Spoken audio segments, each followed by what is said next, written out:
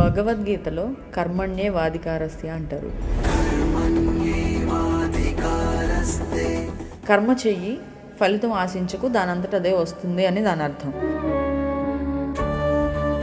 కానీ మన వాళ్ళు ఏం చేస్తారు, ఏదైనా ఒక పని మొదలు పెట్టిన తర్వాత కొంచెం ఎఫర్ట్స్ పెడతారు, మధ్యలోనే వదిలేస్తారు, ఇది ఇంకా అవ్వదు అని చెప్పి వదిలేసే వాళ్ళు కొంతమంది ఉంటే, ఏదైతే ఈ శ్లోకం ఉందో దీన్ని అప్లై చేస్తూ ఉంటారు. ఓన్లీ ఒక్క శ్లోకం మీద మనము 10-15 ఎపిసోడ్లు మాట్లాడుకోవచ్చు. యాక్చువల్గా కూడా ఎప్పుడు మన లైఫ్లో రిజల్ట్ మీద మనకి ఎప్పుడు అధికారం ఉండదు. ఓడిపోయావా వర్క్, గెలిచావా వర్క్, నీకు డల్నెస్ వచ్చిందా keep working, put your head down and work. విజయమో వీరస్వర్గమో అన్నట్టు నువ్వు వెళితే పూర్తిగా ఫినిష్ చేసి రావాలి. వాళ్ళకి శ్రీకృష్ణ పరమాత్ముడు చెప్పింది, నువ్వు యుద్ధంలోకి వచ్చావు, మధ్యలో ధనుర్బాణములను కింద వేచిన కాంక్షే విజయం కృష్ణ అంటావేంటి? నో, నువ్వు యుద్ధం చెయ్యాల్సిందే.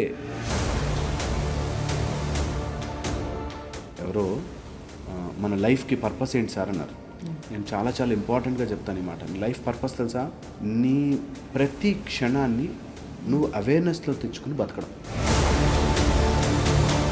ఏ పని చేస్తున్నా సంతోషంగా చేయి, ఓపెన్ అవ్వాల్సిన డోర్లు అవే ఓపెన్ అవుతాయి.